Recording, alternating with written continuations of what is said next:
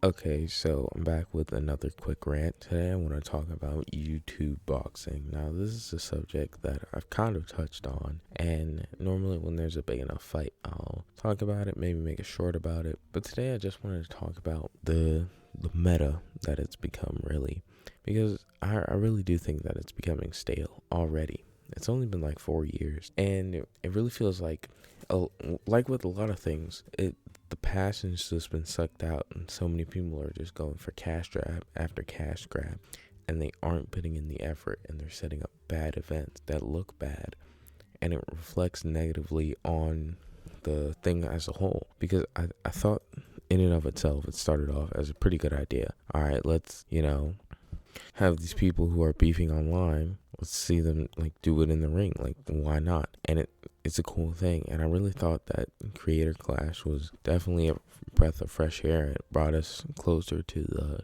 the thing that's really kicked it all off. KSI and Logan, like the passion and hard work and well thought out planning that occurred. But other than that, like, it's just been mostly bad. Like, I can't think of an event that's like been like good from start to finish. And the only bad thing I can think about coming out of the entire Creator Clash thing would be the whole Sam Hyde thing, how he got like finesse out of his like a good amount of money paid on front row tickets, and the fact that he trained somebody that was fighting and he wasn't able to attend the fight wasn't the best look, I'll say that. And then we have the whole Just to Make situation, so I don't know if she'll be fighting in Creator Clash 2, and she was the female fighter who won. I don't think any other women fought in the event. So that's how I got introduced to her, and I'm sure a lot of people got introduced to her that way, and her going through all her issues right now. Unfortunately, because of the way our world and news cycle works, those things get connected when they really shouldn't be. But let's take a little bit of a look at the other boxing events that have occurred. Let's talk about Jake Paul versus Tyron Woodley. Thrown together in the matter of like 3 weeks. Wasn't like a good fight, and Tyron Woodley got slept, and now he has a tattoo of I Heart Jake Paul on him. Why? Because he wanted to get back in the ring again. He wanted to give it the old college try, and he ended up on the mat trying to get back up. That's the only thing he ended up trying at. I can appreciate a warrior spirit, but it sucks that he got thrown in without more than like a 3 weeks notice. It's just not a good feeling to see somebody get thrown to the wolves like that.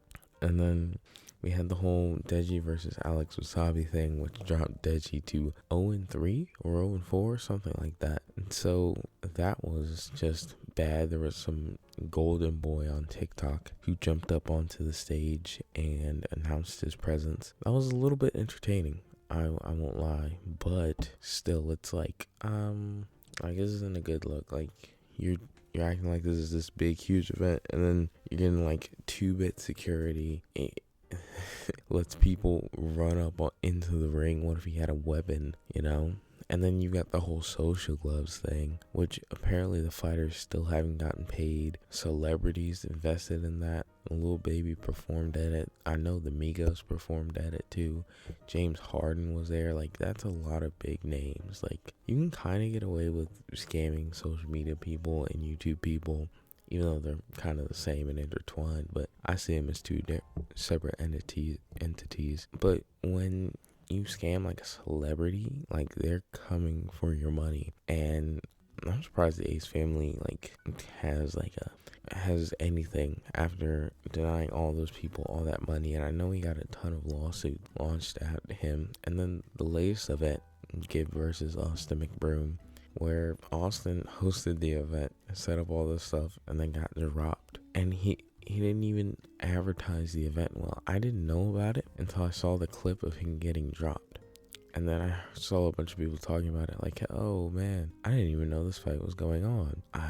The only person I saw that knew that the fight was going on beforehand was Swell Entertainment, and that's because that's kind of her job. Like, I think she broke the Tana Khan story. Like, she's the person who's going out there to these events. So, she's got connections and stuff, and that's how she found out. Like, he didn't post it on his his Instagram or anything. I guess he just wanted to get a win. And I don't know. Like, these names all have like the potential to create this really cool community and to get a lot of people into combat sports in a cool way, have them pulling for, their favorite guy. I remember when the whole KSI and Logan thing was going down with those press conferences, when Logan tried to like pull KSI's bandana off his head, like I was at the edge of my seat. Like I was so excited for both fights. Like the way they just went about it was so cool, and the fact that these two YouTubers were fighting on such a big stage was just so insane to me. And then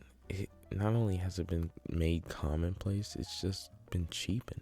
Like there could be so much good done with it, and it just turned into a sleaze fest that is really genuinely sad to see.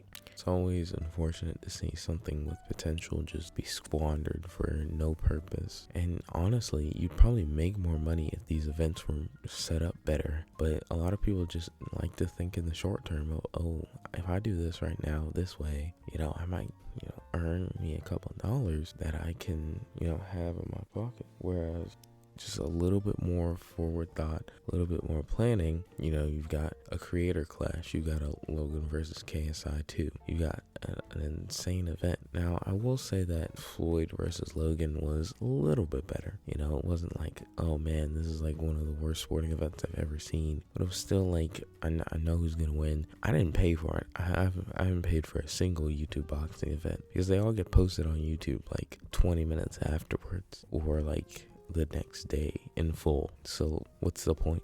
They aren't good enough.